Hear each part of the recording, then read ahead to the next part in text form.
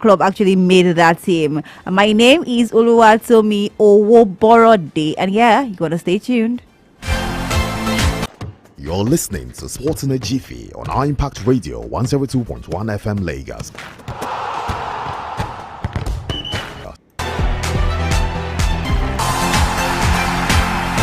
But yeah, before we dive right into club football, let's quickly tell you about Nigeria.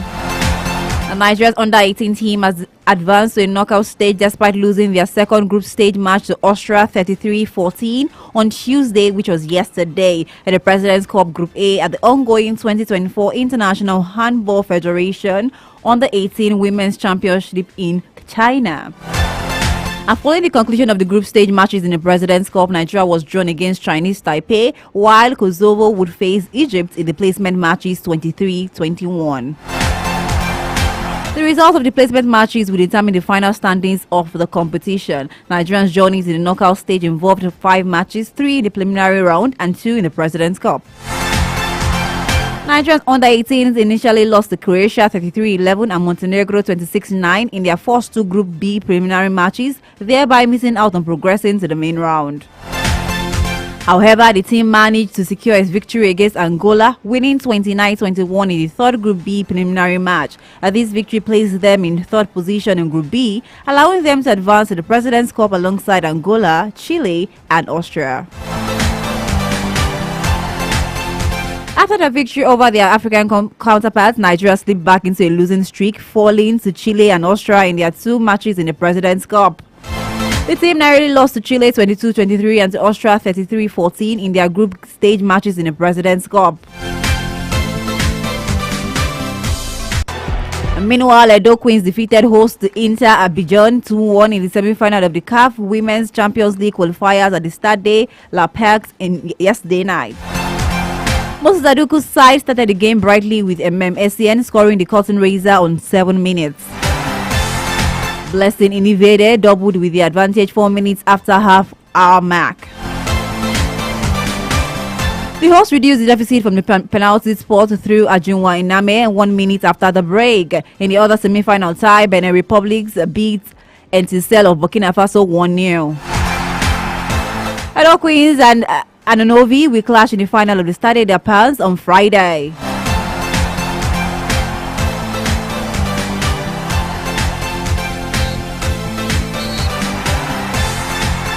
Meanwhile, still talking about the home front. As the countdown of the 2024 to the 2025 Nigeria Premier Football League MPFL season begins, teams are actively reinforcing their squads in preparation for what promises to be a competitive campaign.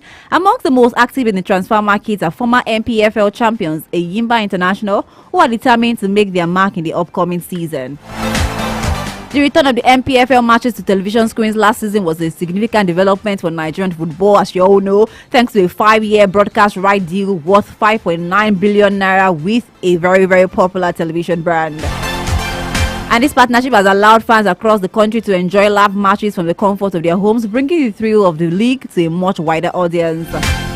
Eyimba has made several notable signings, including the acquisition of 27-year-old striker Wasiu Jimo from Zambian side Forest Rangers. Jimo is well known within the MPFL, having previously played for clubs such as Shooting Stars, Ifeanyi Mba, Plateau United, and Rivers United. He has also competed in the CAF Confederation Cup, scoring 3 goals in the second-tier continental competition, where Eyimba will enter the second qualifier round this season. Another key addition to the Eyimba squad is goalkeeper Abubakar Zalili, who joins from Doma United. Zali's signings followed the departure of Super Eagles goalkeeper Leke Ojo, who has moved to Sudanese outfit Almerek. Additional also to Eyimba, Odinaka Francis has made the switch to the Abbas side from Lobby Stars, further boosting the Eyimba squad depth. With this reinforcement, Eyimba are poised for a strong showing in the 2024-2025 MPFL season, thanks to a great partnership, and fans will be able to follow every match live, either from the stands or from the comfort of their homes.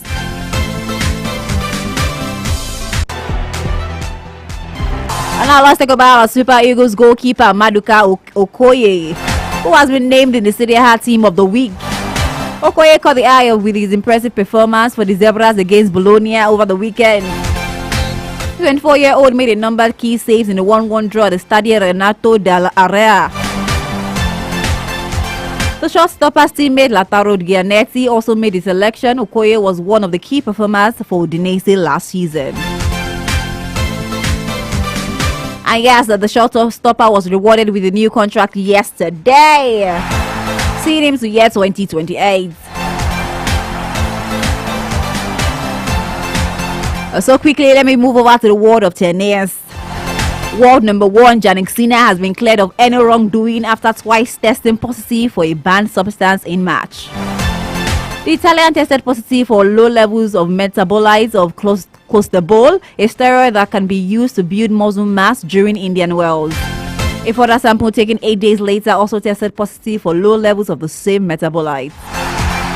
A provisional suspension was applied automatically, but Sinner challenged it successfully and he was able to keep playing. The International Tennis Integrity Agency found Sinner was inadvertently contaminated with the substance by Naudi, his physiotherapist. Naudi had been applying an over-the-counter spray available in Italy to a cut on his own hand and had then carried out treatment on Sinner. The ITIA accepted the explanation and thus the violation was not intentional. Sinner, however, was cleared of fault or negligence by an independent tribunal last week, but he will lose the ranking points and prize money from his semi-final run at Indian Wells.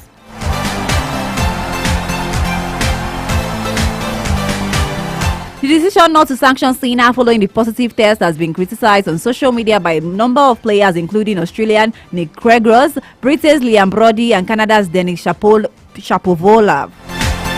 Australian Open champion Sinner will be the top seed at the US Open, which begins on Monday.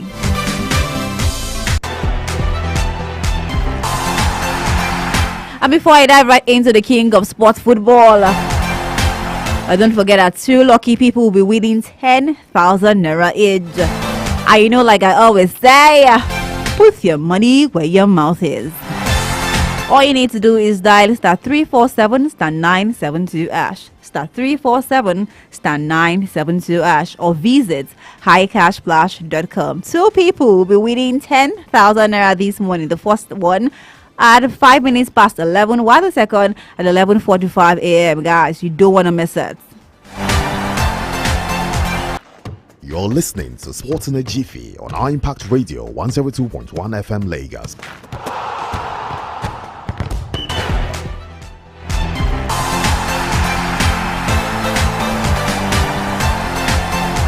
And so yeah, in the world of football, last night, the PFA Awards, Cole Palmer has been named the Professional Football Association Young Player of the Year following his breakout season for Chelsea. Despite their rough edges last season, Chelsea fans had something to celebrate yesterday night as their star boy, their main boy, Cole Palmer, was named the Professional Football Association Young Player of the Year.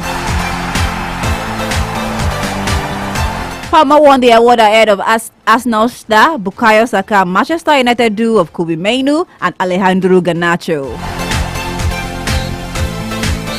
Palmer has claimed the prize for the first time following an exceptional season for the Blues after his move to Stamford Bridge from Manchester City. You say, from one light blue club to the dark blue side. The 22-year-old scored 22 goals and assisted 11 others in the Premier League over the 2023-2024 campaign, with only Erling Haaland netting more times than the England international.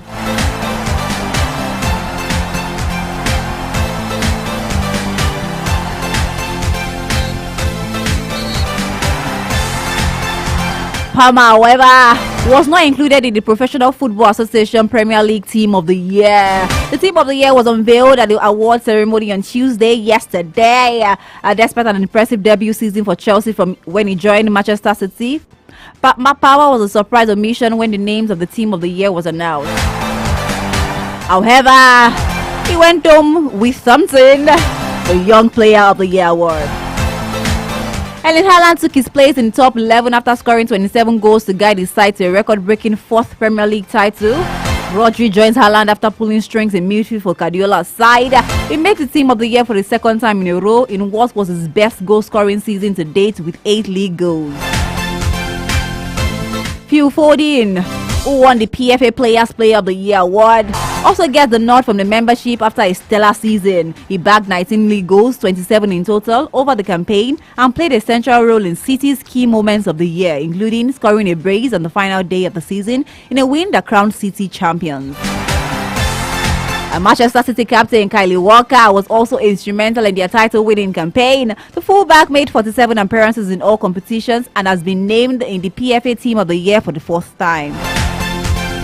League runners-up Arsenal have 5 players featured in the PFA Premier League Team of the Year. Keeper David Raya makes the top 11 after conceding just 29 goals during the campaign and also picking up the Golden Glove with 16 league clean sheets. He's joined by William Saliba, who played every minute of the season for the Gunners, which until now had never been done by an Arsenal player in the new Premier League era. A fellow centre-back, Gabriel Magalhaes, also made the team after influential defensive performances throughout the 2023-2024 season. The Gunners captain, Martin Odegaard, made the shortlist for the second time in his career after inspiring his side from the middle of the pack. The 25-year-old created the most goal-scoring chances in the league. Rounding off the Arsenal contingent is Declan Rice, who shone in his first season for Arsenal, bringing character and composure over 38 league appearances to cement his place firmly in the PFA Team of the Year. The PFA members once again voted Liverpool's Van Dijk in the team. The ever-reliable Dutchman makes his fourth appearance in the PFA Premier League Team of the Year, accumulating 48 appearances in all competitions. Oli Watkins' excellent run of form in front of goal for Aston Villa has been rewarded with a spot in the top 11. The frontman recorded 38 goal involvement in his fourth campaign at Villa Park. So yes, if you didn't hear your player's name in that particular list, you should do better. You know what I'm talking about? But yeah.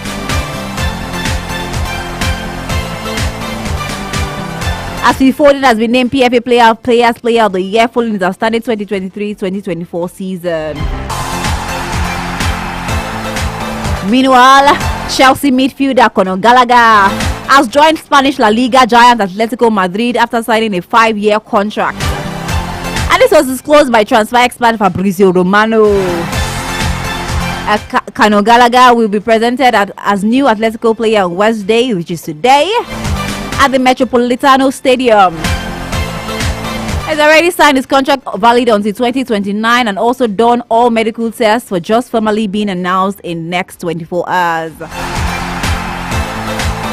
Meanwhile, Kylian Mbappe has reportedly filed a complaint with UEFA over Paris Saint-Germain's refusal to pay him the money he was allegedly owed during his time at the Parc des Princes. And according to a report, PSG could face a Champions League ban if found guilty of these allegations. This summer, Kylian Mbappe moved on a free transfer from French club to Real Madrid, and it seems the France international may not have parted with his former team on good terms. What is this one telling you? Are you thinking about that player that actually parted ways with the old team? Or will I say old club? On bad terms? If you know, you know. I know Kylian Mbappe says he's his idol. But yeah, the player is rumored to believed to be owed up to 55 million euros, potentially sparking a heated confrontation between him and PSG owners. It will be fascinating to see what, if any, action is ultimately taken against PSG, as Mbappe has contacted the LFP. Meanwhile, days before the transfer window closes, Everton have rejected a loan offer for striker Neil Maupay from Ligue 1 side Marseille. 28-year-old is into the last 12 months of his contract at Goodison Park and is out of favour under Boris Deitch, netting just once for the Toffees since signing from Brighton in August 2022.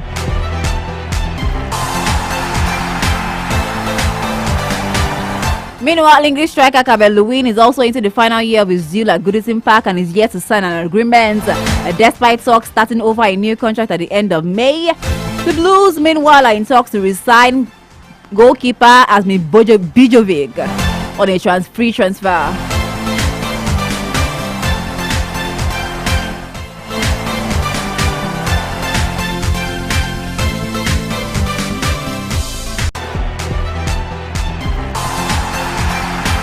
Meanwhile, Ipswich are set to sign Chelsea striker Amado Broja on a season-long loan deal that could become permanent.